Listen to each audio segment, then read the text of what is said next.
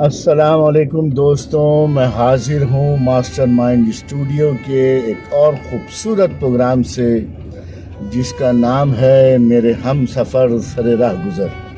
اور آج ہمارے لیے بہت اعزاز اور خوشی کی بات ہے کہ اپنی مصروفیات میں سے وقت نکال کے، اور مصروفیات بھی اس وجہ سے کہہ رہا ہوں کہ چھٹیاں ہیں بچوں کی اسکول کی، ورنہ ان سے وقت لینا بہت مشکل ہو جاتا ہے. ہمارے ساتھ موجود ہیں ہیپی ہوم کی ایک خوبصورت مدر. میں آپ کو خوش آمدید کہتا ہوں ہمارے آج کے اس پروگرام میں. السلام علیکم. وعلیکم السلام. بہت شکریہ آپ کا.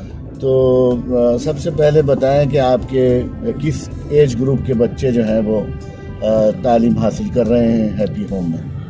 میری ایک جو سب سے بڑی بیٹی ہے وہ ماشاءاللہ 11 ایئرس کی ہے اور وہ کلاس 6 میں آئی ہیں.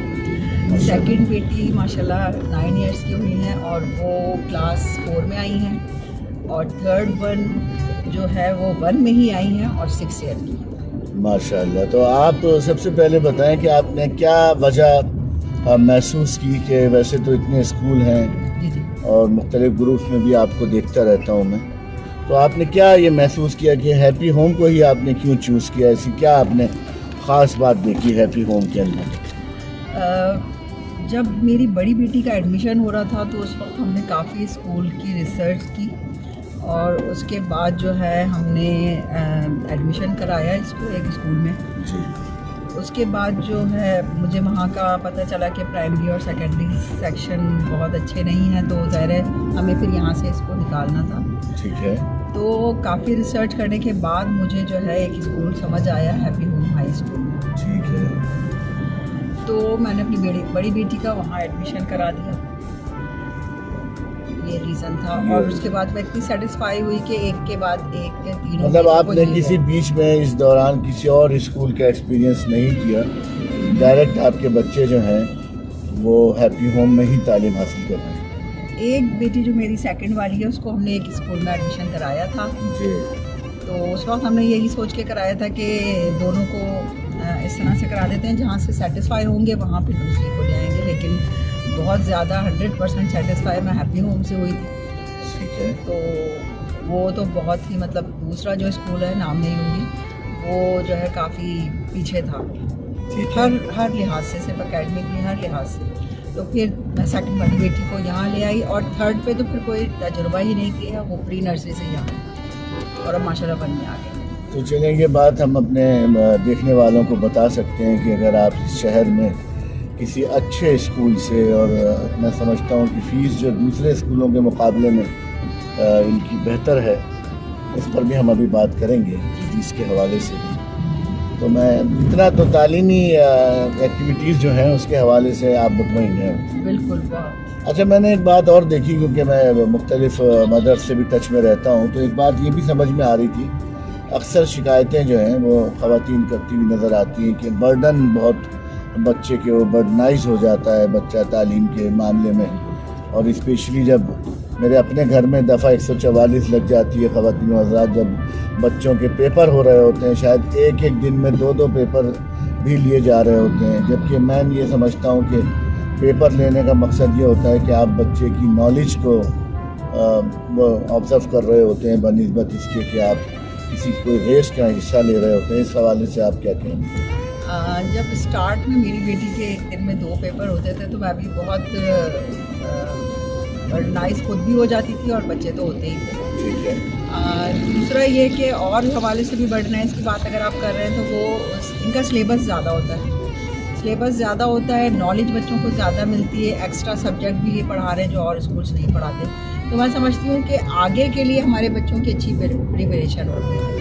اچھا، رہی بات 2 پیپرز ایک دن میں ہونے کی، اس کا بھی میں نے جو اب جا کے اتنے ٹائم بعد مجھے یہ احساس ہو رہا ہے کہ بچوں، میں نے کئی اس ٹاپک پہ ریسرچ بھی کی ہیں اور ویڈیوز وغیرہ دیکھی ہیں کہ بچوں کی کو اس ایج میں جتنا ان کے مائنڈ کو برڈنائز کرتے ہیں ان کے مائنڈ کو وہی عادت ہو جائے گی. ٹھیک ہے. زیادہ سے زیادہ سلیبس کو اپنے اندر رکھنے کی. 2 پیپر کا مطلب یہ ہے کہ زیادہ سلیبس اپنے اندر ایک ساتھ یاد کرنا. ٹھیک ہے. یعنی ایک سمجھیں کہ ایکسرسائز ہو رہی ہے مائنڈ ذہن کی.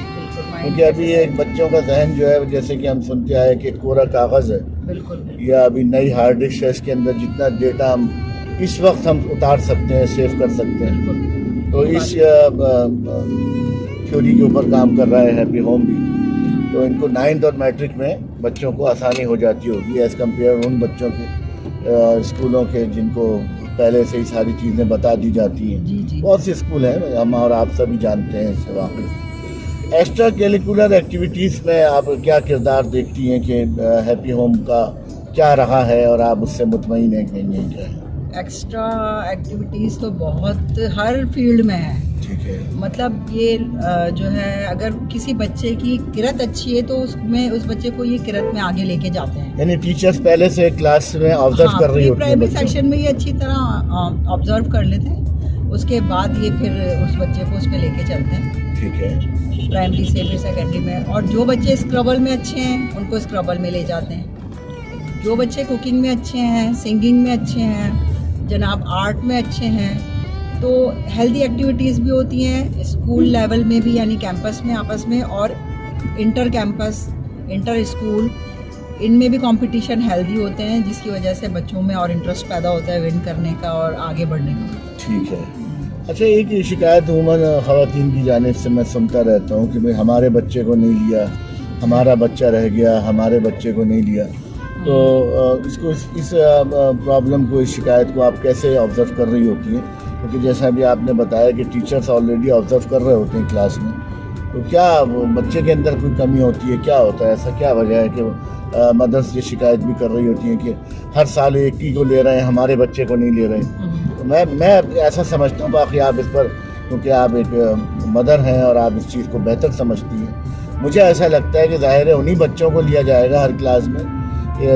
آج پوری کلاس میں اگر 50 بچے ہیں تو 3-4 بچے ایسے ضرور ہوتے ہوں گے جو کسی نہ کسی ان کے اندر ایکسٹرا آرڈنری صلاحیتیں, پینٹنگ کے حوالے سے, سنگنگ کے حوالے سے.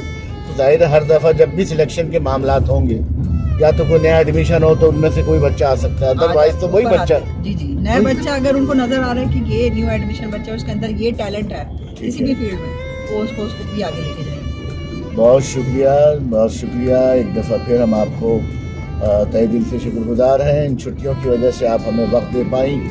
ماسٹر مائنڈ اسٹوڈیو کا یہ خوبصورت پروگرام جس کا نام ہے میرے ہم سفر سر راہ گزر, کسی اور خوبصورت مہمان کے ساتھ آپ لوگوں سے ملاقات کریں گے. جب تک اپنے پروگرام ہوسٹ یاسر سعید کو اجازت دیجیے.